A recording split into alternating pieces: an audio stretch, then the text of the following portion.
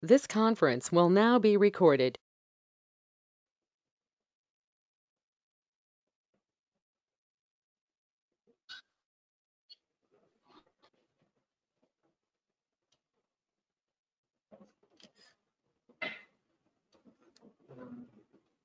నేను నా ఫేస్ ఒక చిన్న ఐకాన్ లో కనపడదా చూడ అలాంటిది లేదు.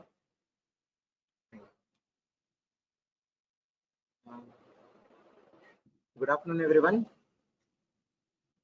So, in the last class, we have discussed about schizophrenia part 1. Okay.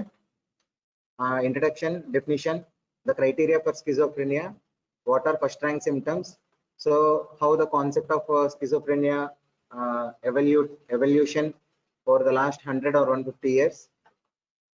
So today we are going to discuss brush up all those things we have discussed for 5 minutes, and then a little more about first rank symptoms, and then management of schizophrenia.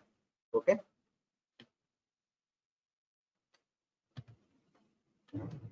So this is from the last class.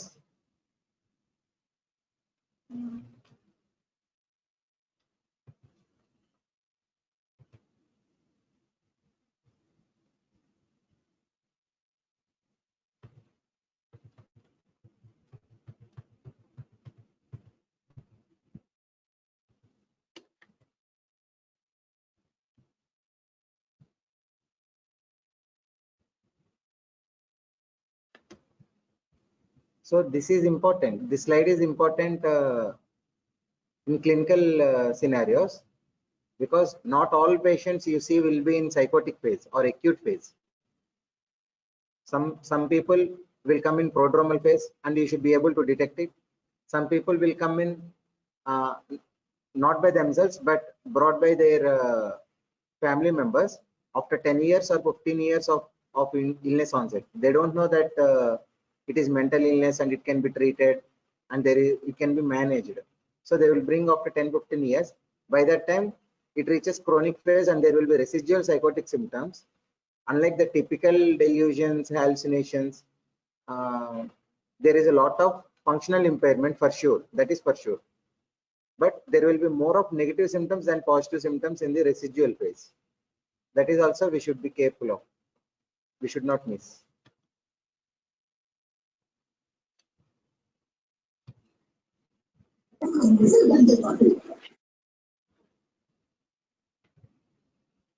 So this is the ICD-10 diagnostic criteria. So if you have, I told you in the last class, if you have any doubts, you can pose it to your CR and your CR can approach me. One change I'm going to make in my teaching from this class is, I'm going to tell not just theory, but I'm going to tell my practical experiences. So case scenarios.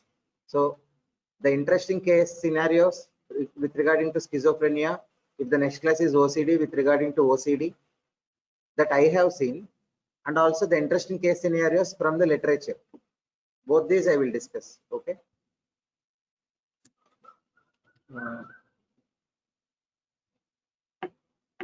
Why I'm going to include case scenarios is, so you will be reading all these PPT slides, and of course when the exam comes you will read, give some time yourself, you will read from the textbook. But I know that during postings you will not attend ward cases and see the cases in the ward, and now during internship also probably that will happen. So if you listen to case scenarios, at least suppose after 2 years or after 4 years, if you are a medicine resident or a surgery resident or a ENT resident or an ophthalmology resident, then suddenly some patient comes in the morning or in the night, where you can't establish communication because of, and you seem like it is psychosis, but you are not sure. So case scenarios might help you.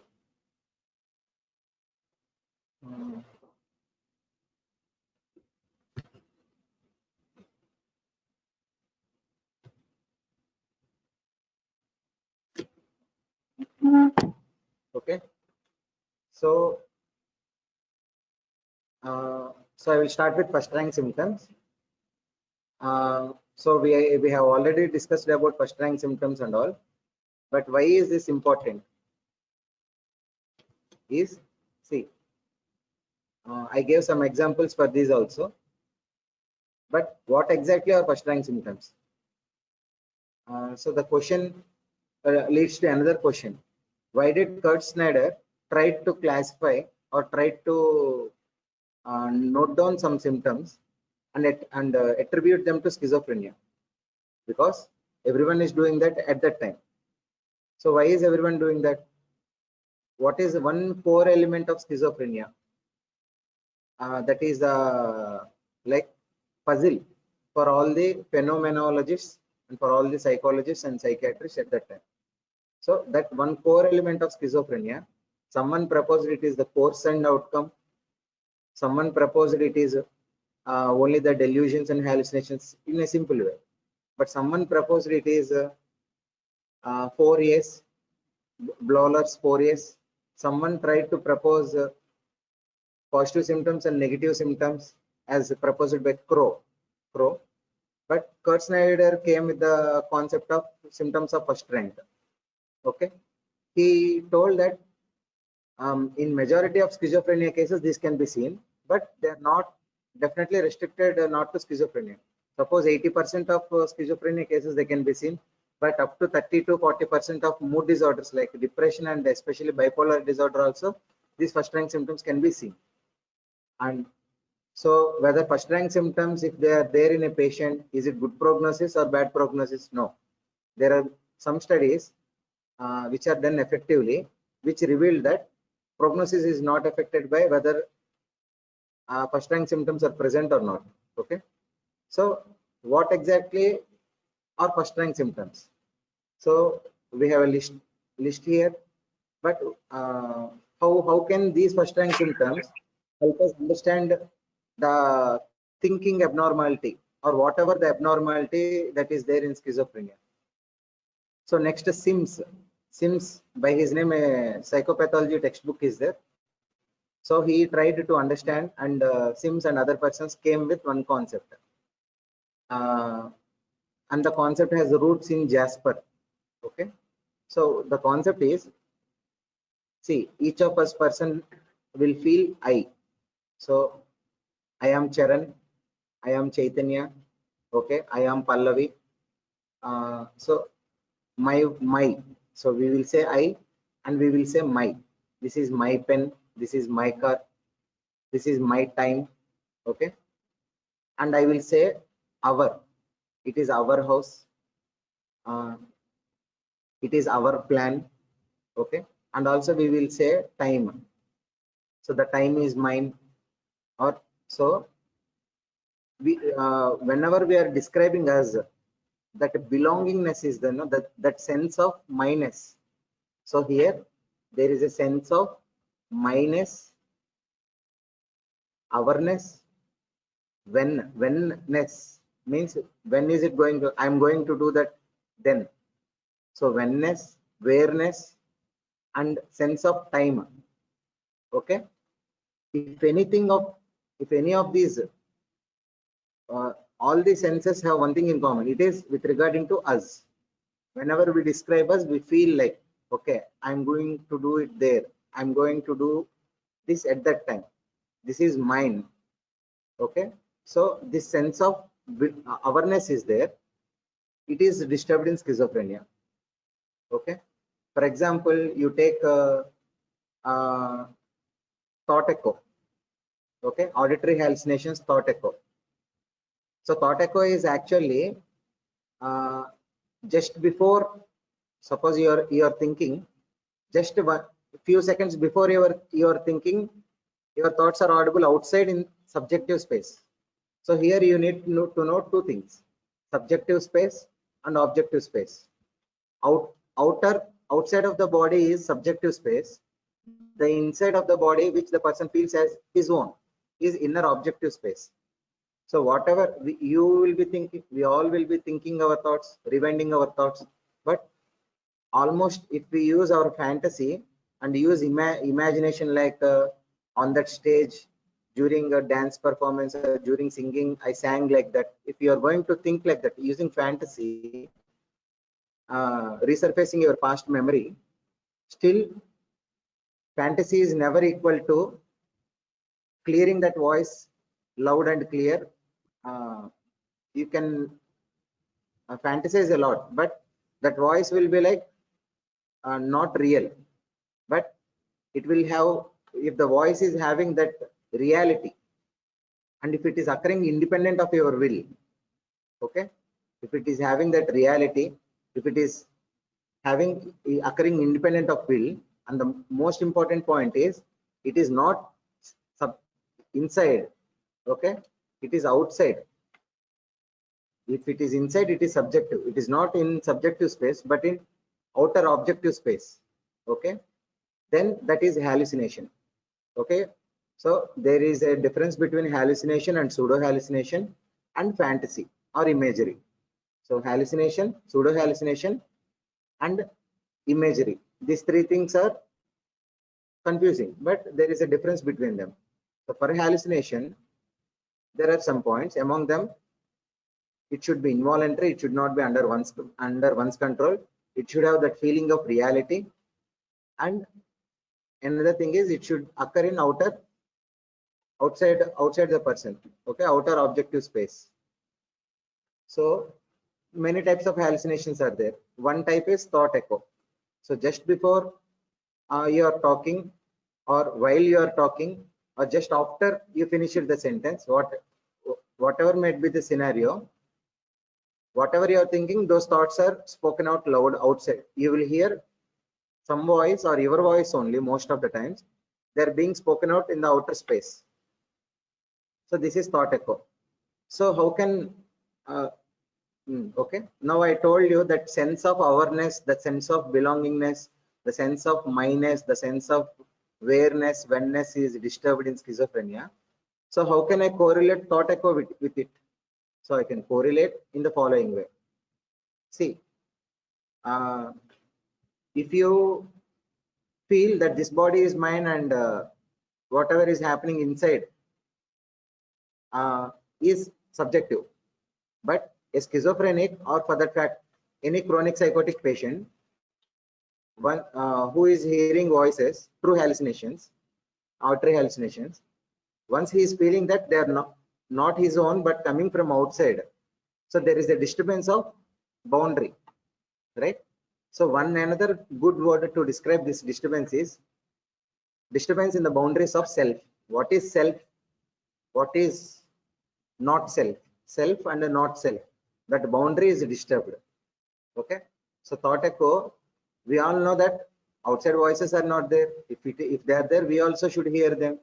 There is no spiritual power, there is no god, there is no demigod, there is no Satan. Okay, then how come these things are happening? It is due to disturbance of ego disturbance, causing disturbance of the boundaries between self and not self. Okay, so second point, alienation of thought insertion or withdrawal. See here, the person feels all my thoughts are mine, but suddenly someone is introducing some uncomfortable thought, like a homosexual person is there, okay, a schizophrenia patient is there, although he is not homosexual, he is getting this homosexual, you are homosexual, or maybe I am homosexual, that question mark thought is there, which is coming repeatedly and disturbing him, and he feels that is not his own thinking, but someone is placing the thought inside him. Here there is a sense of disturbance again. There is a sense of disturbance between self and not self. Okay, and there will be thought broadcasting in the same way. See, for any logical or rational thinking person,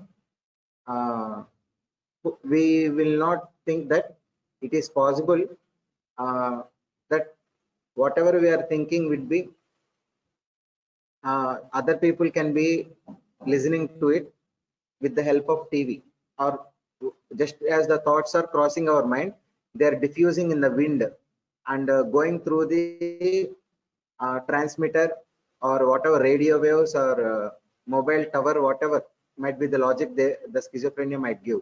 And finally, the other people are able to hear my thoughts. So here again, there is a loss of boundaries of self. Okay. And fourth one, especially alienation phenomenon. So here,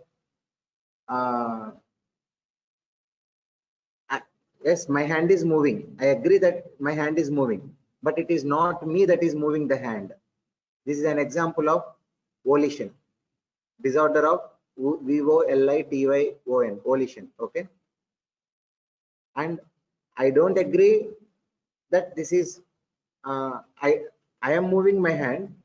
See, there are two simple differences. I am moving my hand, but the thought of moving the hand is not mine. That is a disorder of volition. I am not at all moving the hand is moving itself. Okay, that is somatic passivity. Okay, and we can talk about a delusional perception. So I gave an example regarding the traffic light and signal. The signal is suppose whatever might be the signal, red. Suppose it is red. Okay, and suddenly there is a real perception outside. In delusional perception, there should be a real perception. Step 1. Step 2, the real perception is given abnormal meaning regarding self. Abnormal meaning not regarding the world, but regarding that person, which is ununderstandable, which is incomprehensible. Okay. So traffic signal is there, red signal came. So it is step 1, a real perception is there. But instead of normal thinking, that person all of a sudden attributes, okay, so aliens are coming after me because I am special. The signal turned red because I am special warrior, and it indicates that aliens are coming after me. So how can it be like whatever you are, how can it be whatever you are describing, sir?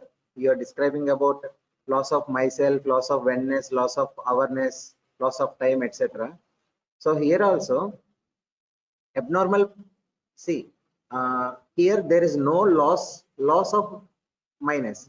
Here it is what to say, hyper. In all the other scenarios there is a diminished minus. Who am I or what is mine, and that boundary is diminished in all the other examples, but here that boundary is exaggerated. So in that sense also this can come under a disorder, not loss of minus, but a disorder of minus, because a lot of self-significance, personal significance is being given to a normal perception, that is delusional perception, where heightened minus is seen instead of diminished minus. So this also, so all these will get to know not superficially, but this is in fact at depth. Whatever I am saying now is in fact about phenomenology, which is understanding a person's behavior, letting him talk, and how he came to that conclusion. So this is about phenomenology and psychopathology. And regarding schizophrenia, if you learn schizophrenia, you will understand psychiatry itself. And this is Snyder's first rank symptoms, which is the most beautiful concept or most discussed concept in psychiatry, especially psychopathology. Okay. So moving on, we have seen this. So today's class is a small class. We don't talk much about management in detail. Why? Because to learn about management, you need to know about antipsychotics. Okay, first generation antipsychotic, second generation antipsychotic. For pregnant female with schizophrenia patient who is pregnant, and first trimester, what is the drug of choice? Second trimester, what is the drug of choice?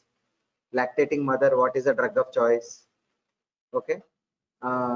So poor compliance is there. How will you manage it? What is the treatment resistant schizophrenia? So what are the criteria needed to coin it as a treatment resistant? And so if kidney failure is there for the patient, what is the drug of choice? So if liver failure is there, or liver is compromised to some extent, what is the drug of choice?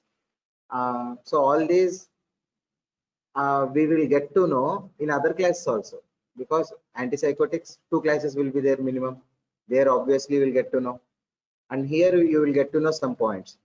So it's, the thing is, you should know what is schizophrenia, not just as an answer or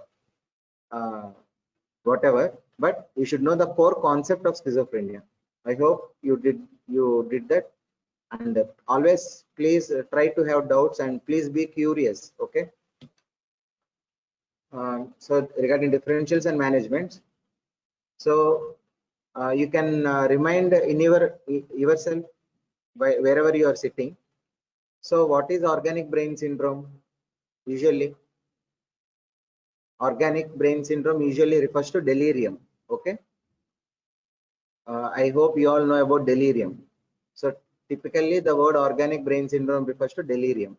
So whether it is drug induced or whether it is temporal lobe epilepsy or whether it is delirium due to multiple etiologies or whether it is dementia or whether it is diffuse brain disease, why this organic brain syndrome is a differential for schizophrenia? Because whatever the symptoms are there in schizophrenia, which are usually, schizophrenia is usually gradual in onset and progressive in nature.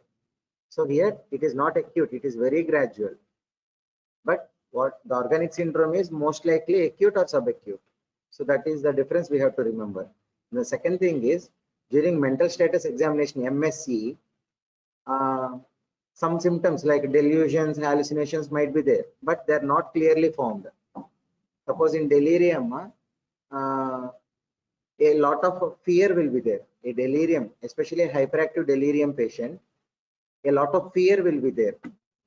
And a lot of illusions will be there more than hallucinations.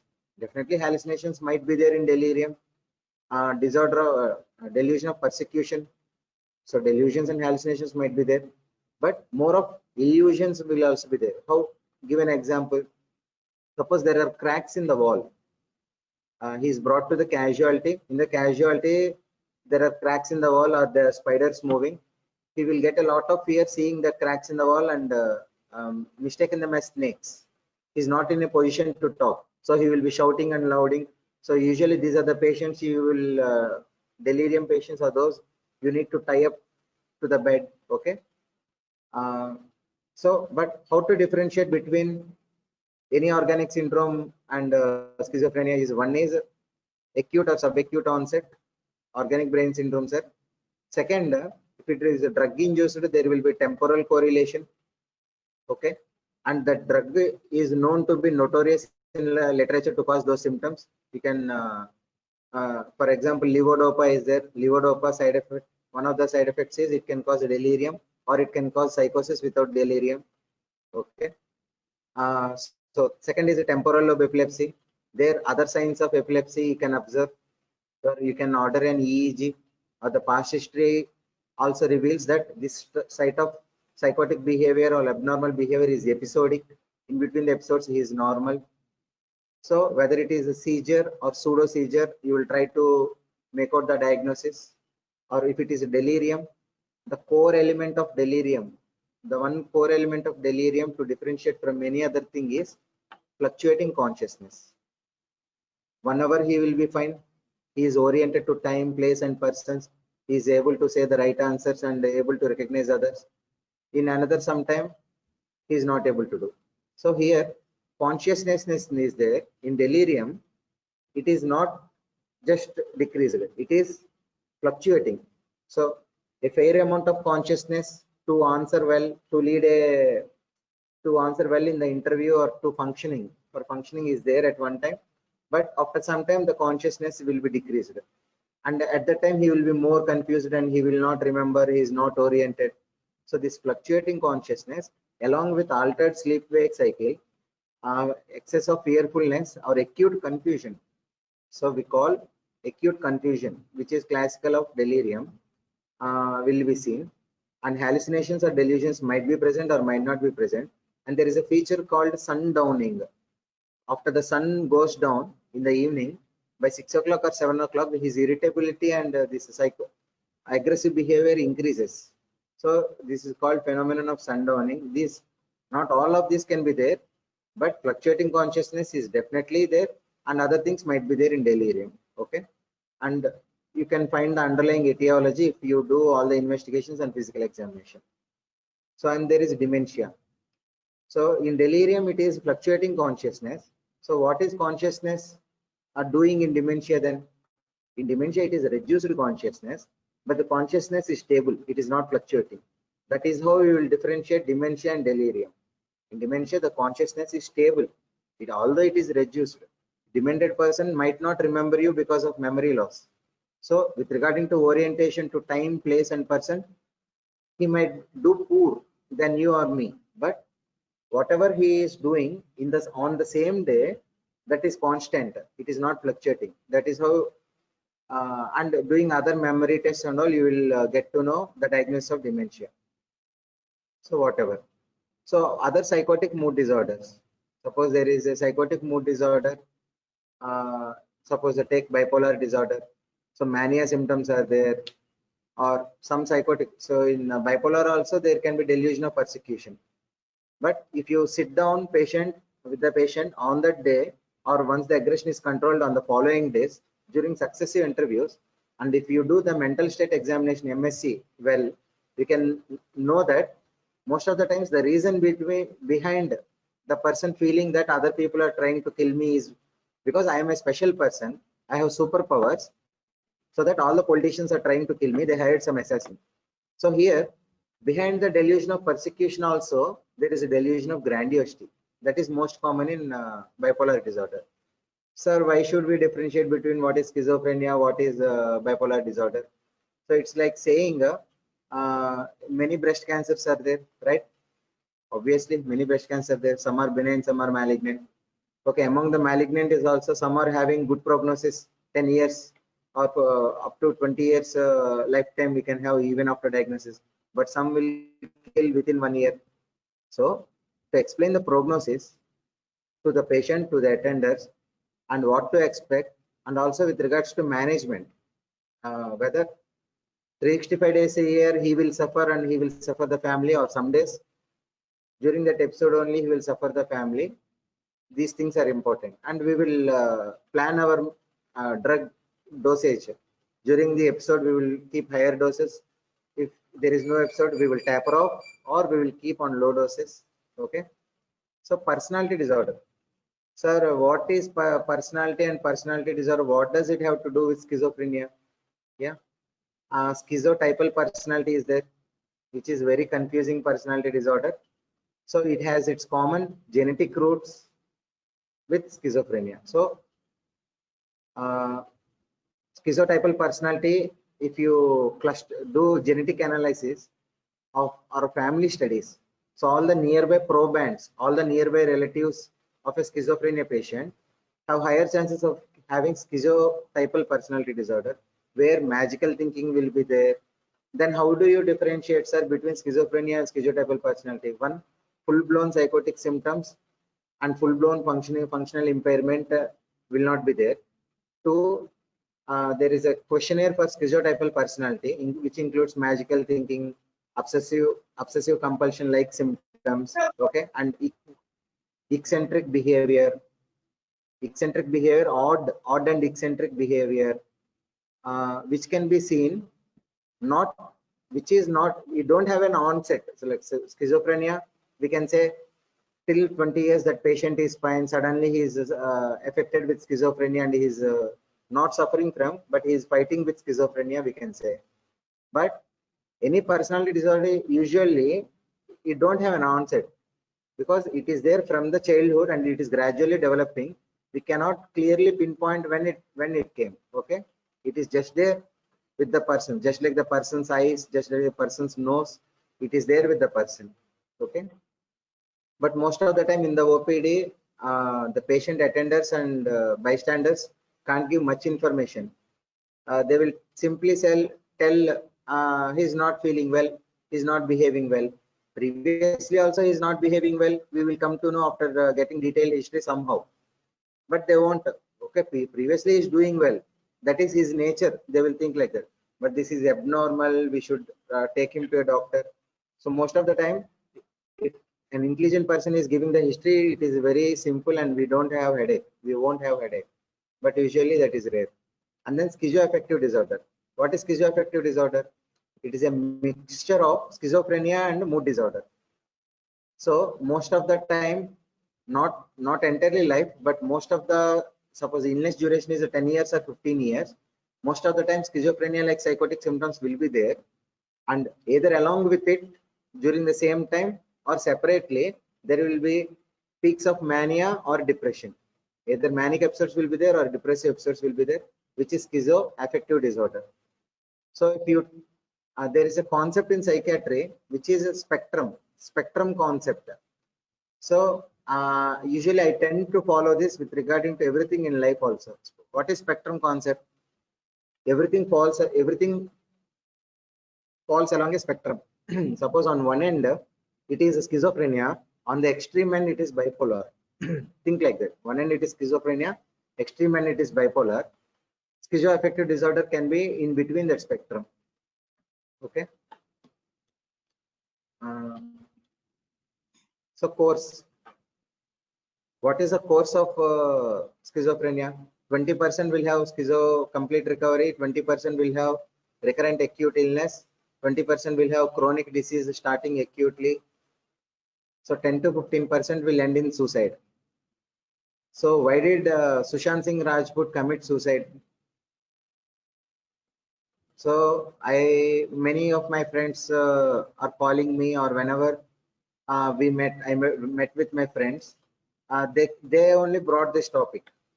Okay, so everyone is having their own opinions. Maybe he loved that Riya Chakraborty, maybe he loved that Kriti Sanon, maybe the industry nepotism and all. Instagram is making a big circulation out of his death also. Okay, ultimately you don't know why a person takes a decision. You don't know, you will never know. He didn't write a letter. Okay, keep aside the conspiracy theories for now. So we might judge it is not the ultimate decision. You should fight. No one has the right to take life. Only weak persons will commit suicide and all. No, there can be many reasons. Okay. So rather than sitting as a Supreme Court judge on a chair and passing, okay, you should not do like that, you should not do like that. We should be non-judgmental. We should be with compassion, trying to understand. Even the unsolvable puzzle is there, but we should have the patience to sit and understand. Okay, and maybe there will be chance that, see, if it is a normal depression or normal anxiety or a normal love failure, where a 19-year-old or 20-year-old kid will impulsively, after fighting with the family, will take OP poison and end up in ICU. There, after 3 to 4 days of treatment, he will simply give a smile. Okay, now what do you feel? Have you done a correct thing or wrong thing? He will simply say, sorry, now I regret my decision. I should not have done like that. So sometimes it happens, realization happens after that. But there are much more bigger problems in life, which might not be bigger for some, but bigger for some people. So the only thing I am going to ask my friends and you all is, create awareness. Talk about suicide, talk about mental health.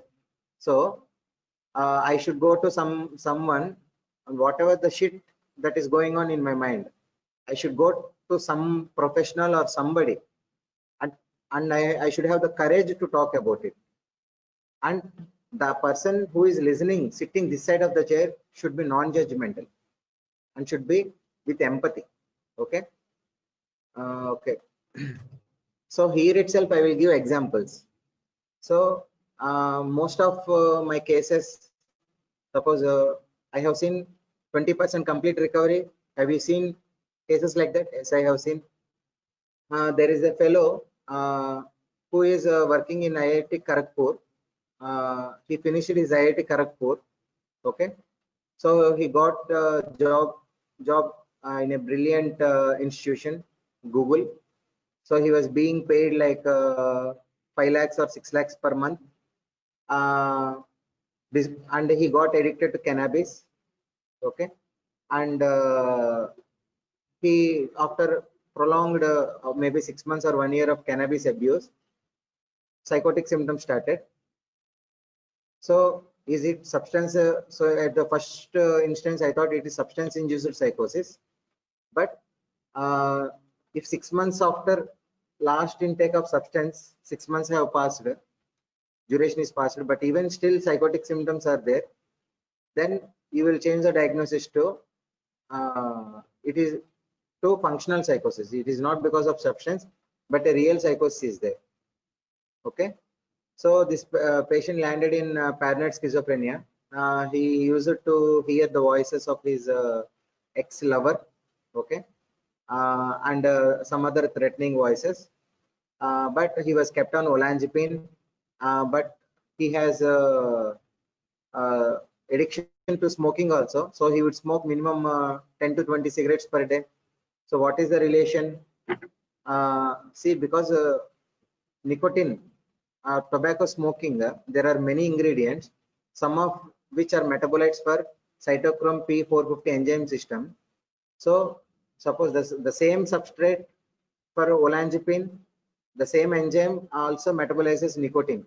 So if nicotine is inducer, so olanzapine 10 mg or 15 mg dose, which is normal for any other schizophrenia patient of his body height and weight, is not sufficient for him. We should increase the dose by another 30 or 40%. So after 1-2 months, we did that. Now he's doing fine. He don't have any psychotic symptoms, and he got back his functional capacity. Now his behavior with his friends and all is normal. Okay. But once we are trying to reduce the dosage, some psychotic symptoms tend to come back. But ultimately, what this case proves is schizophrenia is manageable. You can have a life even after diagnosis of schizophrenia. That is what this case says. There are many cases of complete recovery. This is my favorite. So 20% with recurrent acute illness, yes. Not 20%. In my opinion, recurrent acute illness is 50%. Okay. Why? Why? Because in Indian setup, we don't understand the concept of taking medication lifelong. Even the diabetes patients, once they will start having ulcers on the foot, or someday they land in coma, diabetic coma, or they will have a hypoglycemic thing, then they will start selling their properties and getting admitted in hospitals, ICU and all. So we need this cinematic. Normally, one Tata Sumo with petrol is not enough for our Indians. We should have 10 Tata Sumos chasing at every turn, and that thrill we need. So until then, we will neglect the illness. The same is with psychiatry. So even in the first time, at the first contact with the doctor or psychiatrist, we will explain the need for minimum of 1 year of medication intake, or minimum 5 years, or if necessary, it may turn into lifelong need for intake of medication. Okay, they will simply nod and sir, yes, sir, yes, sir, yes, sir. But after 3 months or 4 months, due to many reasons, because of lack of money, or because that is the least reason is lack of money, because of lack of time, because every month, or the patient themselves might say, now I'm feeling well, why are you treating me mad, like a mad person? So why are you giving me medication daily? So it is very difficult by the attenders to follow on their own and to make the patient follow to take the medication for lifelong. So will you take medication even after you are feeling well? The patient doesn't know that because of the medication only he is feeling well. Some patients will know. Those patients are in 20%. Some patients will not know because of cognitive deficits that already happened, because of the logical deficits that are permanent. So they will never accept that they have illness. They will only partially accept that something is wrong with them, but it is not illness. So these tend to have recurrent acute illness. Or another reason for recurrent acute illness is a patient is going well and suddenly a major life stressor like death of son or death of spouse is there. So even though he is on medication, suddenly a lot of grief or stress is there, which complicates the picture, and there can be an acute exacerbation of psychosis again at that time also. So for recurrent psychotic acute illness, there are many reasons. but most common reason in India is poor compliance. Okay. So chronic disease starting acutely, uh, chronic disease starting insidiously. Okay. So what other case scenarios, interesting case scenarios I can tell? Here in ashram, I have seen a 12-year-old kid, 12-year-old female, uh, who has a beautiful smile, but she stopped eating food. So duration of illness is 4 years. So since 4 years, she stopped eating food. What the hell? So then how come? So they will make it juice. So for 6 months at least juices and all she used to take. Then she stopped them also altogether. So then rice tube is kept. Believe it or not, for 2 years, only rice tube feeding saved her. And we should salute the parents for their persistence and their for their patience. Okay. So she was already taken to a psychiatrist. There some antipsychotics are started in Bhimvaram. She got some good response with lorazepam and antipsychotic combination, but after 1 year, poor compliance again. Due to some reasons, they stopped medication. After 2 months, if they restarted the medication, this medication is not effective now because they stopped and restarted. Sometimes it happens that medication will not be effective. So they brought to ashram. So we didn't have diagnosis now. So question mark, childhood onset schizophrenia, because age of onset will be 8 or 9 years. Childhood onset schizophrenia diagnosis was made by me. So to rule out the differential diagnosis, first we should always rule out organic. So we ruled out MRI, CT and all. There is no autism features. There is no mental retardation from the history. She used to study well until her 7 years of age, and all the milestones are reached. And so more CSF analysis is done. There is no abnormality. So what am I looking for? So if I ordered CSF analysis, it means I should be looking for something, right? So I'm looking for encephalitis. Which kind of encephalitis? I'm looking for antibody mediated encephalitis. It means autoimmune encephalitis. So some types of autoimmune encephalitis will have psychiatric presentation, especially in either in childhood or in women. Especially in women, usually the age of onset is 30 to 40 years.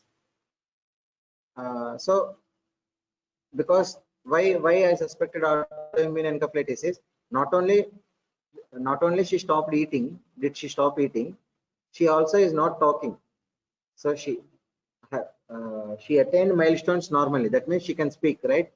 But she is not talking at all. Like out of the whole 1 month, she will talk for maximum like 20 minutes in that 1 month.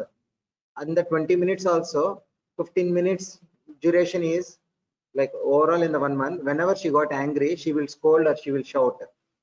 So if we consider that also as talking only, it is 20 minutes. Otherwise, she don't have interest in her dresses, except when her younger sister, instead of wearing her dress, wears this patient's dress.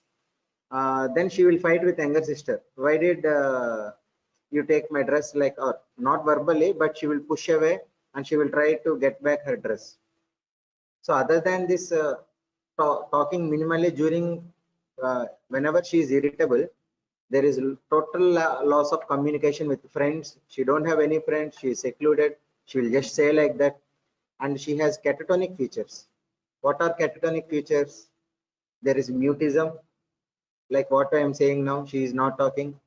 There is posturing. In the first day when she got here, there is posturing. So if I keep the hand like this, passively I have taken the hand and kept like this, we all will feel uncomfortable after 2 minutes or 3 minutes, right? And we will tend to bring it down. But the patient will keep it on like this for half an hour or 1 hour also. So there is a cataplexy, there is posturing, and there is a maxi flexibility. So we have applied the catatonia rating scale, and slowly once we started her on clozapine we have started her on, and we are monitoring the WBC and all. and a lot of dose of lorazepam is given, but we have seen for 1 week or 10 days lorazepam is not going to help her, and then we started clozapine, and slowly we discharged her. In the subsequent months, each month we are evaluating the Cattonia rating scale and her functionality, whether she is eating or not. Definitely eating improved. Definitely she is allowing the mother to self groom. Now she looks more beautiful, and her grooming is nice now, and ketonic symptoms improved. Now she is walking. She is not stopping at one place for minutes together. She is walking. A little bit smile she is giving, but not much. So this is a case of where you can't expect complete recovery, but still life saving, because if the rice tube feeding is carried on for few more months, there will be a lot of complications. And now she is eating herself. Now she don't have rice tube, she is eating herself. Okay. So these are the case scenarios. I think enough for today.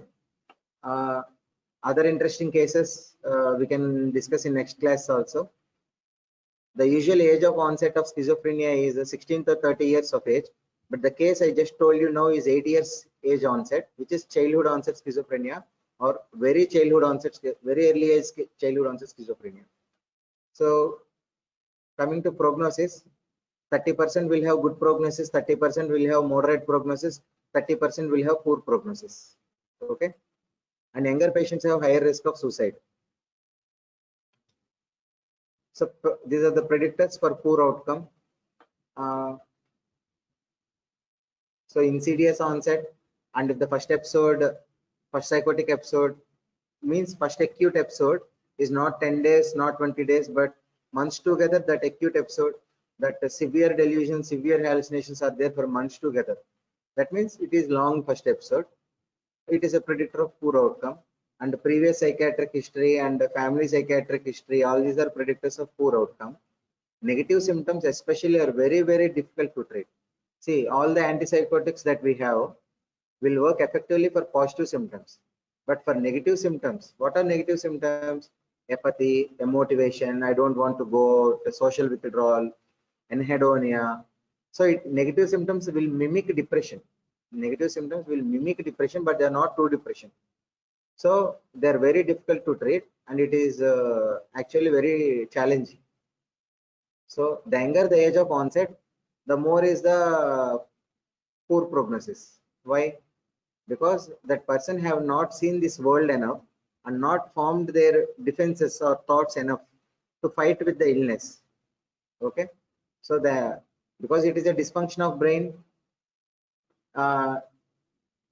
it will affect your planning, your thinking, your judgment and all. So the younger the age of onset, the more it will be affected. So male patient is poor prognosis. Single, separated, widowed or divorced are having more poor prognosis. Poor psychosexual adjustment. Suppose along with the schizophrenia diagnosis, that person is also having gender identity disorder. That is, I am a man trapped in a woman's body, or I am a woman trapped in a man's body. Just like transsexual, that feelings are there.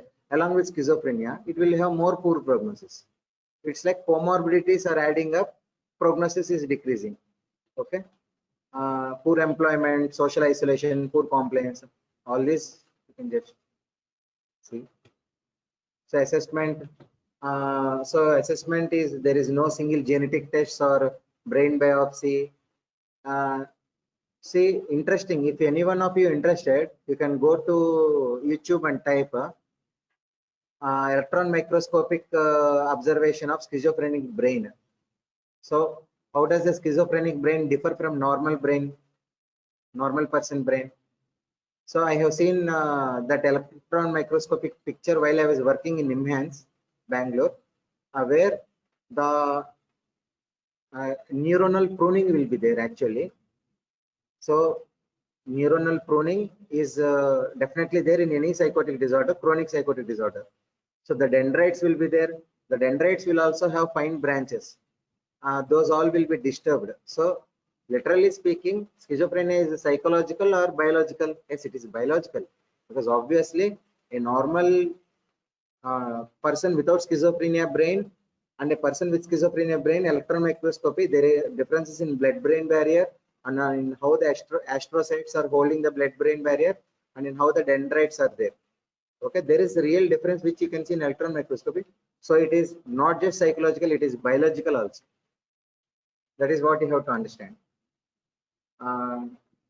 So, but the art of making the diagnosis is due to mental status examination by eliminating the other differential diagnosis, like we have discussed now.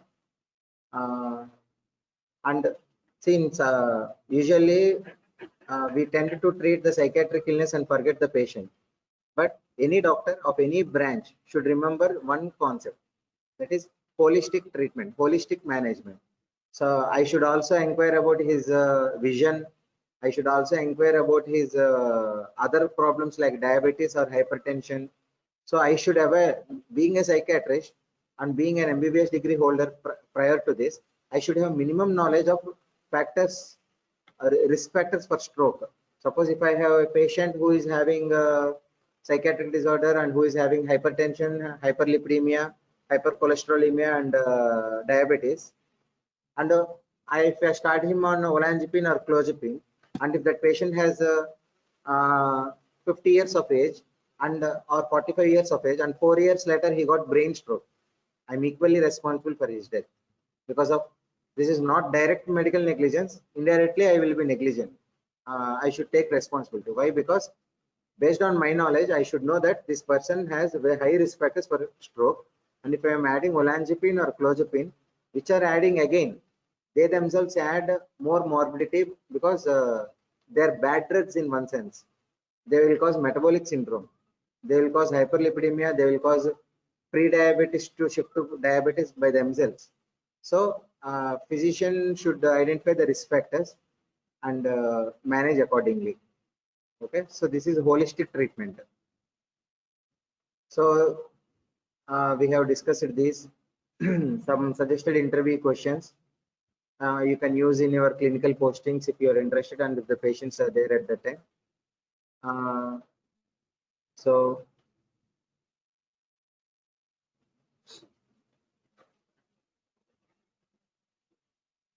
are you reading thoughts or people reading your thoughts? Are you receiving special messages to you? Okay. So essential laboratory tests are there definitely. Apart from the routine CBC, syphilis screen is more important. Not now, but previously it used to be more important because in tertiary syphilis, whatever the symptoms, tertiary syphilis, many organs of the body are affected. But if it is due to the brain, syphilis in the brain, tertiary syphilis, it will mimic almost any psychiatric disease. So this is a PG entrance bit. Syphilis, brain syphilis, tertiary syphilis will mimic almost any other psychiatric disease. So we should keep it in mind. Also delirium, to rule out delirium, and to rule out drug intoxication. So the other things are heavy metal skin, EEG, hepatitis, HIV. So this is the MSc side headings. MSc side headings. Okay. So acute phase, relapse prevention phase, stable phase, psychosocial care and rehabilitation. So acute case, if the patient is full violent or uncontrollable, they need rapid tranquilization. So we will call either physical restrainment or chemical restrainment. Physical restrainment is using soft, not exactly ropes and chains, but to minimize the damage to us and property and to the patient himself. And chemical restrainment is using either haloperidol serinase or lorazepam, or along with promethazine, injection promethazine. So once the patient is stabilized and that irritability is down, then we can discuss about starting oral medication. Or if the patient is not cooperative, we can start him on depot injections, which lie in the muscle and which will release slowly over 2 weeks or 1 month. If there is adequate response, good, optimize this oral antipsychotics. If there is poor response, then we will manage, look at other strategies like deports and social skills training and identify why there is poor response, whether it is lack of psychoeducation for the patient or for the family, or whether there are any ongoing stressors are there which are not. Suppose the patient is having 25% improvement even after 2 to 3 months of antipsychotic initiation. Why there is only 25%? Why not 40-50%? If there are some stressors, ongoing stressors, little modification in lifestyle or relationships, or little social anxiety is there, or social employment is not there. So little bit of effort in every each one of these might push the 25% recovery to 50%. So, and the stable phase, you will follow the patient at primary care and all and all and all. And all the three phases, you have to be careful to manage the side effects, which are extrapyramidal symptoms. The side effects, commonly seen side effects are extrapyramidal symptoms. Akathisia. Akathisia is both inner and out, subjective and objective restlessness. Both motor and psychological restlessness will be there, and the patient will be sitting in his chair and pacing his feet and all, and a lot of anxiety can be seen. So temporal correlation with, okay, antipsychotics is started within 10 days or within 1 month, he is having these symptoms, okay, go for akathisia. Treat with propranolol or benzodiazepines like lorazepam or clonazepam. It will relieve akathisia to some extent. Even if it is not relieved, you try to decrease the dosage of the antipsychotic and change over to some other antipsychotic. Okay. So weight gain, diabetes, heart disease, sexual dysfunction. Okay. How do you treat? Previously, sexual dysfunction is not there, but you started him on olanzapine or risperidone. Especially risperidone and amisulpride might cause sexual dysfunction. So psychosis has resolved completely. He is very happy that, doctor, you have kept me on this risperidone. Now I am very grateful to you, but I am having sexual dysfunction and this is also important to me. What to do? Then you will discuss the strategies. So we will try to slowly change over to another drug like aripiprazole that might not cause sexual dysfunction, or quetiapine, whatever gives good results. And you have to also explain to the patient, I'm not sure that aripiprazole or quetiapine might work as well and as good as risperidone. It is your choice. Because you are asking to shift, I am shift. It's all about patient's choice. Okay. So acute home, restrain, aid from policemen. You can approach the civil court and all. You can get a letter from the magistrate to get inpatient treatment in a government hospital. Our center is in Visakhapatnam, Vizag, GHMC, Government Hospital for Mental Care, Chinnavalter, where that is where I studied my post graduation. So within the hospital, we have to minimize the risk for harm to self and harm to others. So emergency medication, antipsychotic or combination. Relapse prevention phase.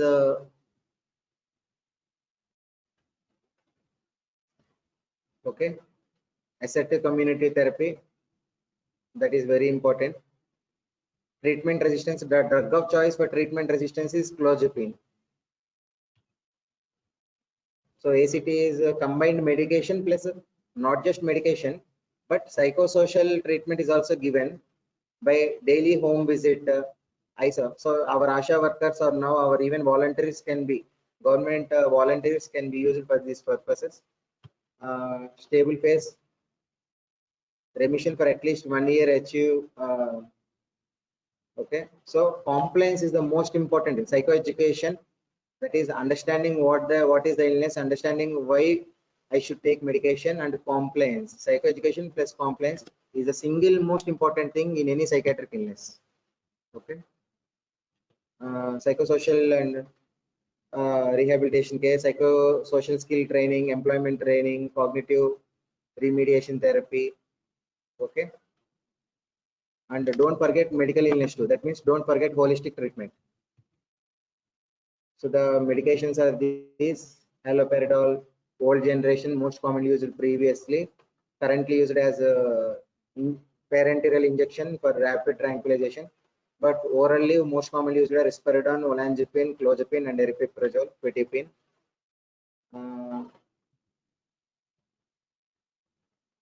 So rule out secondary causes. So ultimately, among the functional psychosis, first rule out secondary causes. Okay, then it is functional psychosis.